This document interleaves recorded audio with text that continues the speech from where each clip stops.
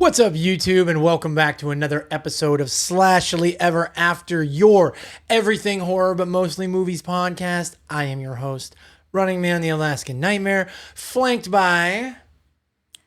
Jeez, Brittany's. It's your name, right? Did I do bad? Did I not You do? normally introduce me, so I was like, my I bad, have to say bad. my name. Yeah, no, my bad. We're fighting about popcorn. Like, what are we Salt. fighting about? Popcorn salt. We were doing a tier list on our way home from the theater.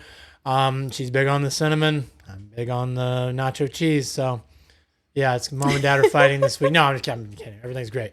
I just get twisted up. But, yeah, it's a good week. Good week for horror. How's your mood? Good. I'm kind of hot. I feel like I look extra shiny. Yeah, you're glowing. We've hit beautiful 82 in the Pacific Northwest. It's really nice. The Northwest Nightmare is warm. And also, we're both wearing Fit for a King shirts today. Yeah. New album out August 1st, if you've been tracking. Really? Yeah. That's so soon. August 1st, yeah. Didn't they just have one when we saw them? Or was that not a note? No, that was, I think Del Wears Prada had one. Never touring with them. But I think the single for the August album came out right when that tour started. Wow. So, yeah, they're just working it. But yeah. Taking their time. They are taking their time, yeah. It's been a good week for horror. We got 3 theater releases to talk about this week, and I'm very excited too. Everybody's been talking about Bring Her Back. We got a chance to see that on Friday. Yep. So on Friday night. And then Saturday matinee, we saw Dangerous Animals. Mm-hmm. And then this afternoon, we just saw The Ritual. So I'll be going over those 3. Yeah, without further ado, let's just jump right in and talk about Bring Her Back. Bring Her Back. So came out May 30th. So still really new, thankfully. Hour and 44-minute long R-rated horror film. So supernatural horror and mystery, apparently, according to IMDb. Mm-hmm. So the tagline is, evil comes full circle. Following the death of their father, a brother and sister are introduced to their new sibling by their foster mother, only to learn that she has a terrifying secret. Yeah. So this one was great. So good. The hype? Yeah. Deserved. Yeah. So A24, and of course, because it's A24, expectations are high. And then Australian horror, everybody was so smitten with Talk to Me. That's what I'm hearing a lot of talk. I'm hearing a lot of like, oh my gosh, it's like Talk to Me. It's better than Talk to Me. As good as Talk to Me. I think comparing this film to Talk to Me does this film a disservice, because I liked Talk to Me. I loved this movie. This was a very, very, very, very, very good movie. Comes in hot and heavy, immediately gets you invested in the main characters, which is a brother and sister. I mean, you did the synopsis. Brother and sister. The villain in the film is not what I expected. The villain was so good.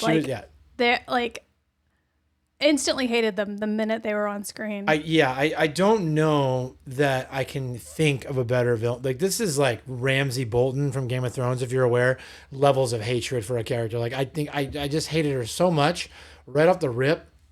And then again, it was a masterfully done film where they'll start to kind of bring it back and maybe humanize him a little bit, and you're like, and then just right back to worst person ever. Still awful. So you're gonna hate them, but it was fantastic. The movie had me wincing. It had me with the major ick. Like, tell them about the theater. So Doug literally, like, we always, because we're a gross couple, we're always like holding hands and stuff. And Doug's like literally like clawing his way onto my arm and like tucking into his shoulders because of how like icky the body horror got. Reactions, I'm telling you. And the thing is, like, that's a good thing. So good. That's a good thing. Like, I was having some kind of similarly to Ugly Stepsister, where it was very. It's hard to watch. It's a hard watch. It's funny, like, what kind of body horror gets us. So like the one. I'm trying to be pretty vague with it. There's a body horror scene in The Ugly Stepsister that involves the eyes. Mm-hmm. Same with Final Destination. And those are the ones that get me. They make me feel nothing. But then Bring Her Back and anything else, I'm fine. Totally fine. And you're like, Yeah, it's definitely interesting. Yeah. Because, like, eye stuff doesn't bug me at all. I'm touching my eye right now. I don't even care. I'll do both eyes. I don't give a damn. But no, I there's some scenes that really had the skin crawling, had me feeling some kind of way. And it's just it was one of those films, like, I don't know how long it was. Did you say how long it was? I did. Hour 44. It's an hour 44. It felt longer, but in a good way. It just felt like, man, this is great. And I went in basically knowing nothing. The only thing that I saw was a TikTok trailer of people like, oh my God, the movie's so good. And then like flashing of like screaming and darkness. And then it's just like Talk to Me. And that's all I knew about this movie. So I was just like, oh, it looks like a ritual movie. After Companion, I try to always go in as blind as possible. Yeah. So Doug saw a preview for it and he said it was enough. And then I wanted to rewatch the trailer after seeing the movie, and it really doesn't point you in any specific direction. No. Like it's a good trailer. No, I think it doesn't spoil it, but it gives you just enough. Yeah, I think the Companion guys could take a note of how nice it is to go into a film knowing it's going to be weird. And again, I'm really excited about Weapons. If you guys have seen trailers for that yet, like Weapons is another one that I think is kind of following the same blueprint. Like we don't know a whole lot, but I'm assuming it's going to be wild. And that's kind of what Bring Her Back was. Like, this is not what I expected going into it. Completely had me surprised. I thought it was very, very well paced. The individual performances were fantastic. The ending was incredible.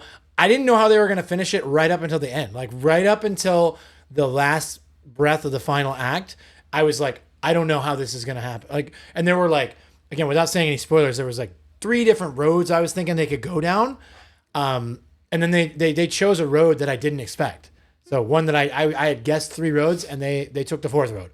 And so it was, which I don't think it's like, this isn't like the first watching of the Sixth Sense levels of like, whoa, but it's just, it was great. It was a great ending. And a lot of fake outs were like, oh, okay, so this is what's going to happen. Yeah. Oh, that's not what's going to happen. Okay, then this is what's going to happen. Exactly. That's what happened? I had no idea. Yep. They had you kind of trying to guess the whole time. They let you guess some stuff, and then they didn't let you guess some stuff. And it was great. I just can't recommend it enough. This is going to be one of the best movies of the year at this point. It's in my list, like top S tier for 2025 so far. I again, we're going to come back to this over and over again. Not going to put it over Sinners because Sinners is the best movie I've ever seen, but definitely it's real close. It's up there. It's in the conversation. Same conversation. You have to talk about it if you're talking about the best movie of the year. Yeah. Categorically so different though that it's like, okay, well, totally different movies. This is definitely going to be a different vibe. Sinners I could watch every day. Never get tired of it. It's a perfect film. This one, I got to be in the mood for it probably. I definitely want to rewatch it. If we had the time, it is very heavy. I was telling you too, and we'll talk about it, I guess, more after our next movies. The second movie we watched was just a breath of fresh air after seeing this one. Because this one was an investment, like an emotional investment. And that's a compliment. We're happy with that. Yeah. But, oh man, it's an investment. But it's a heavy film. You need a little break after. Yeah. But I want to watch it again. Yeah, I do too. Now that I know everything. This will be a rewatch for sure. I'm excited to watch it with your kids. Agreed. Can't wait. Yeah. So Bring Her Back. 10 out of 10. Would recommend. See it in the theaters too. I think it's going to be one that's helped out a lot by the theaters. And that's not the case with every great film doesn't need to be seen in theaters. This one I think needs to be seen in the theaters. So Bring Her Back. Thumbs up. All right, next up we got Dangerous Animals. Yeah, this was the movie that was a nice break. We went in expecting like it's a shark movie. It's a like slop. We love shark movies, but we know that they're objectively bad. Yeah, that's what I wanted to say. You guys have to listen. We're going to talk about this, all right? And I know you trust us because we're experts in our field. We're both ridiculous about shark movies. Yeah. Like we both will watch. We'll probably rewatch Under Paris. And if you've seen Under Paris, you know that's one that a lot of people are not even happy they watched once, and we'll watch it again because we loved it. Yeah. But we can agree that it's a pretty it's bad. Slop. Yeah. Shark movies are slop. This is a better shark movie though. It is. Yeah, and we'll talk about it without spoilers. But this one, I think some of you that aren't biased towards shark movies like us are still going to enjoy. It was so tell them about it. We'll talk about the movie. It was released June 6th, so it just came out, brand new movie.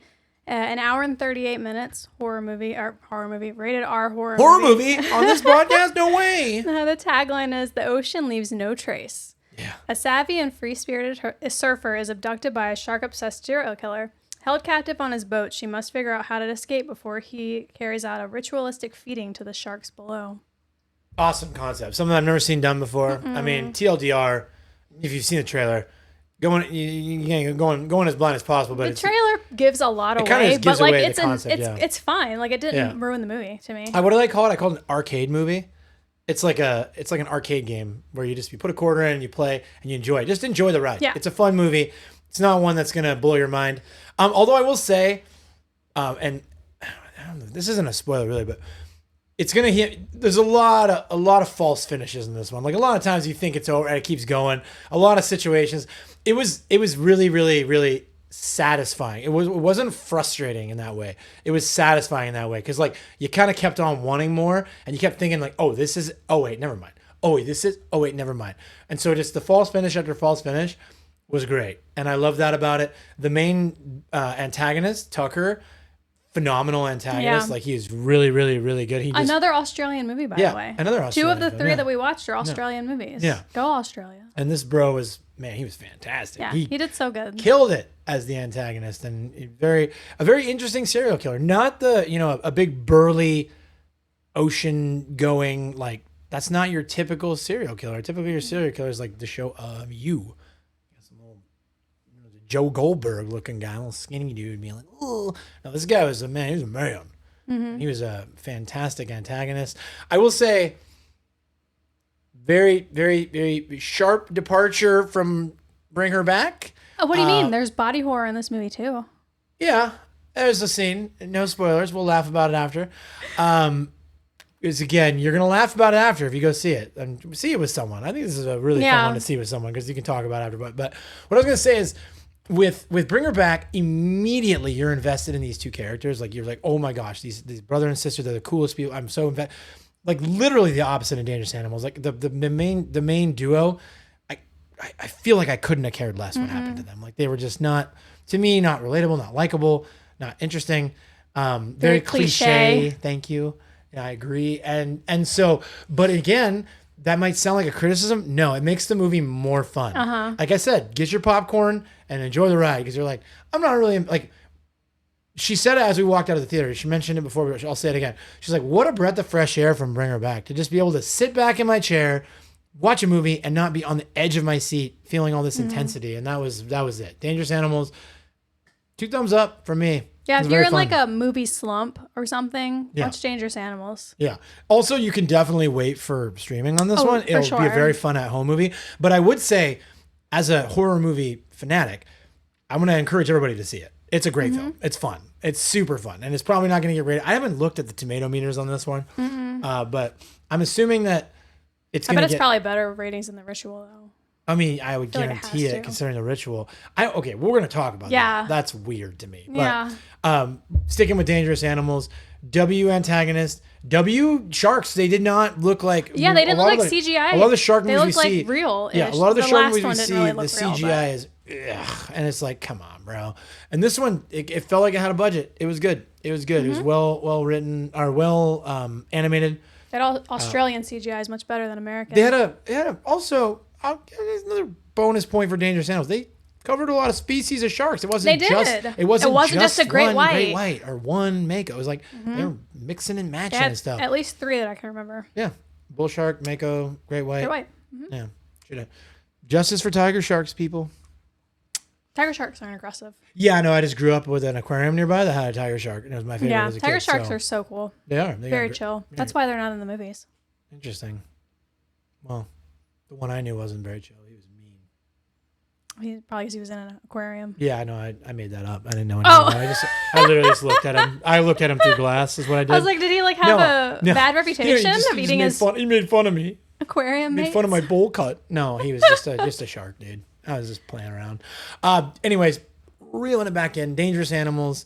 Again, it's not going to win any awards. Mm-mm. It's not going to be any higher than probably B tier end of the year because it's like...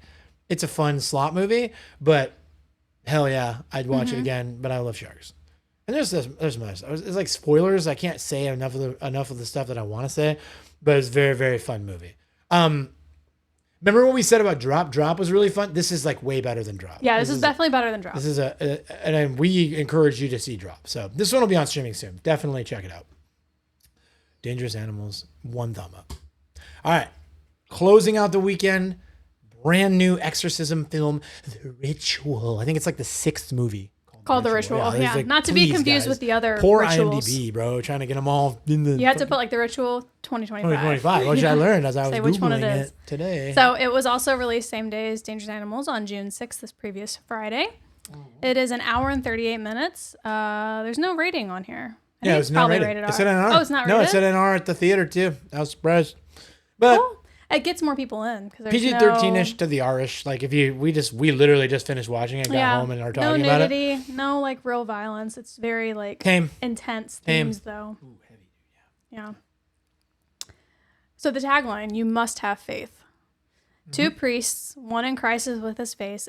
Wow. What? You good? You good?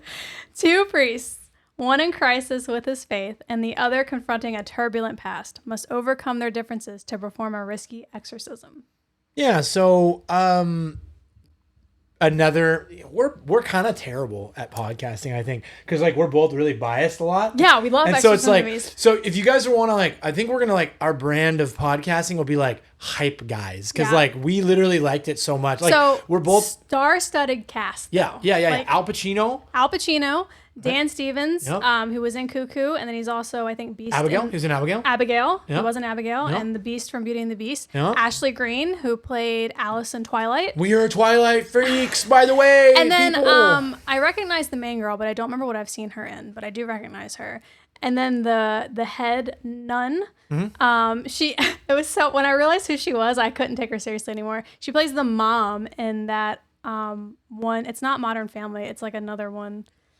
Yes. One of those. She's a sitcom mom. I though. knew I You know? recognized her from That's who she somewhere. is, Now yeah. I'm getting it. Yeah. With the kid Brick. Yep. Yeah. Yep. I can't remember what That's it's called. insane. There was another guy too. The other priest. like the high guy. He was seems from super something too. He was from familiar, something. too. Yeah. Basically, you're gonna see a lot of familiar faces, and you're gonna probably hear some things because we saw the tomato meter and it's like 8% right now on tomato meter. I don't know if it's just because it just came out and it needs some more time to cook, but.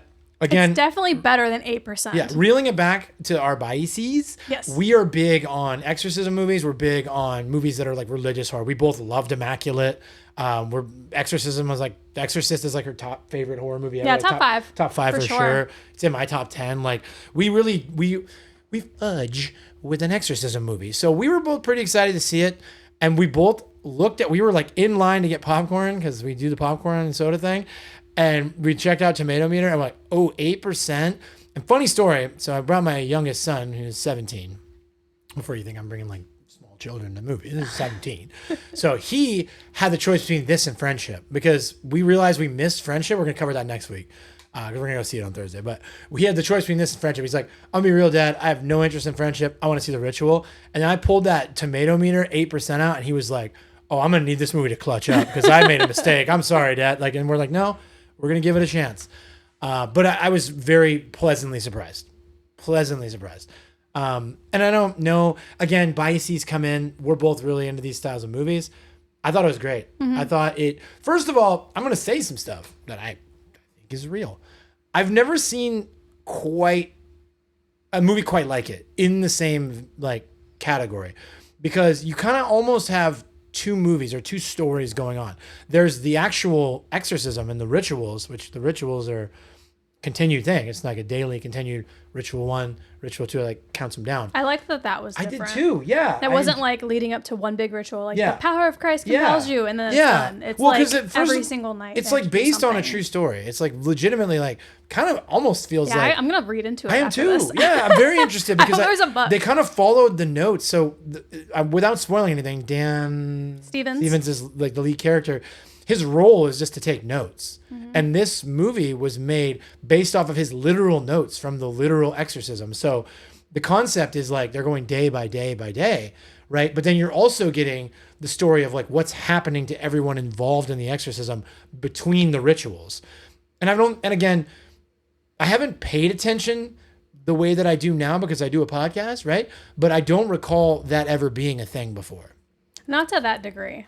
Yeah. It really isn't. And so to me, it felt really unique, which I figured, okay, exorcism slop. We're just going to get the same movie done 20 times. And that's what the only review, I like pulled up the Rotten Tomatoes and I saw the critical review and it was like, something about Al Pacino should be embarrassed for going and being in this. I loved He was Al Pacino. amazing, right? He was so good. He's so old, by the He fell way. into that role so well. Yeah, and like, because and I he's didn't. an old, I wasn't. senile dude. The thing is, like, I wasn't watching it being like, "That's Al Pacino being a priest." Like, it was a believable character. yeah, I think he did great. great. He did great. Dan Stevens did great. He did great. Everybody did great. I thought.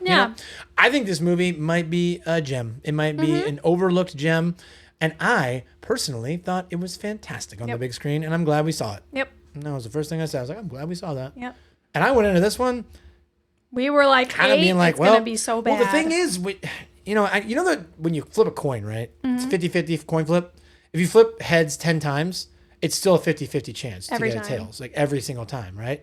So I feel like it doesn't make sense for me to feel this way, but because Bring Her Back and Dangerous Animals were both bangers, I was like, well, surely this one won't be a banger. But what a surprise. Good. Who knew banger. that Another May, banger. June was like prime horror time? Right? Yeah. Move over, October. Yeah, move over. Well, that's the thing, too, is we got to get excited because we got October coming up, bro. Like, it's coming up. It's right around the corner. And then we're seeing trailers for so much good stuff. Like, July is just around the corner. What do we see? We saw some trailers today. I Know What You Did Last Summer. Oh, there was a missed that trailer one. today. That didn't come on today. It was in last Yeah, but it last is time. coming soon. There was one today with Rosamund Pike called Hollow something. I don't remember. But like, Okay. the preview gives you nothing. And Gabe was hyping it up when you came back. Yeah, in he the was theater. saying it looked really good. We got that new Strangers movie coming. Yep, the prequels to Strangers, The body and horror then movie there's with the lips together. oh yeah, Sure. with Dave Franco. Yeah, Dave I Franco, don't remember what it's called, but that's gonna be a good one. And then there's Megan 2.0. Yeah. It's a lot. She's starting to get go away like feelings about Megan 2.0. So for a little backstory, she's never seen Megan, and I saw it and loved it. And I know that like it's slop and everybody hated it, and like a bunch of people in the horror community were like, we don't claim this, and I thought it was great.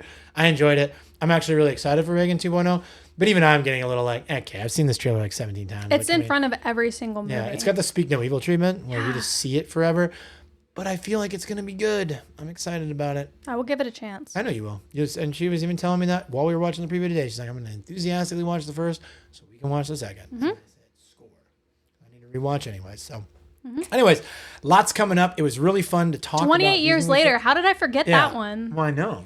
I'm excited to rewatch all those. So I say am I. rewatch all of them. I think I've only seen the first one. Right, and same. I've actually only seen 28 days. I've never seen 28 weeks. So that's something that we were talking about, and something you can look forward to here on the podcast is whenever there's a major release, we're gonna Talk about all the movies. We're gonna revisit the old ones, and like ones that have a few, we'll just talk about those few, and ones that are like, I Know What You Did Last Summer. That's got a large catalog, right? I think it has at least 2 before. I don't remember how many. I think if it's 3+, we'll do ranking lists too, which would be kind of fun to do. Make that kind of a tradition like we did with Final Destination.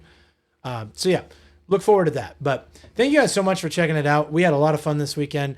I don't know what else we're going to talk about next week, but we're 100% going to talk about friendship because we're going on Thursday. And then if we don't manage to find anything, Maybe we can in do the a theater? spoilers talk of Sinners. we could talk about Sinners. Yeah, with spoilers since that's on demand and digital. So that's your homework.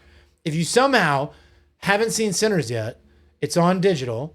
Watch Sinners. We're going to talk about it with spoilers next week. And then I would like to watch the Home Sweet Home movie, which is it's on Prime, right? Yeah, I it's would on like to watch something. that. So we can stream it. if you guys aren't video game people, Home Sweet Home is a video game series, a horror series. I think it's set in Thailand, and it has an ASIM that is now no longer in active service, but it was a game that I really, really enjoyed. Oh, are they from the really? review. Is it? You can't It's play suspended anymore? for now. They're going to bring it back. Wow. They're bringing it back, but right now it's down. I have faith they're going to bring it back. They had an esports scene in Thailand. Like, there's a legit game. They just, I don't know what's going on with them. But TLDR, Home Sweet Home bangs. The games bang. I think the ASIM movie bang, is and called the movie, Home Sweet Home Revival. yeah, I think so is what it's called. The movie I am looking forward to seeing. So I would like to watch it. And if I watch a movie that's a scary movie, I want to talk to you guys about it. Okay? So thank you guys so much for joining us for another exciting episode of the Slashily Ever After podcast. Please, if you haven't already, like, comment, subscribe. All that stuff helps us out in the algorithm, gets us boosted. I got a lot of gaming videos on this channel that I've been putting up. We got mouthwashing is coming up soon. I just got done recording. I got the next part of Doom the Dark Ages, getting close to the finale there. Big plans for this summer with Five Nights at Freddy's, Resident Chilla's Evil, Art. Chilla's Art is always a bang. I'm going to probably play Chilla's Art as soon as I end this. I don't know. We'll see. We'll see what day looks like. But please, if you haven't already, subscribe. Check out all the gaming videos. Helps us out a ton. If you love live content, twitch.tv/RunningMan is where I stream horror ASIM, horror multiplayer. It's like Dead by Daylight, Killer Clowns, Ghostbusties. Yeah, and if you guys are super into physical therapy, that's what she does. So Please don't visit me. Don't visit her at work or we will call the police. But you can, if you want, like read a book about it and then talk to her in the Discord, which is down in the description. So she's there. Yeah. Right? So on that note, They live Slashily ever after. we did and we are and we do. Bye. Bye.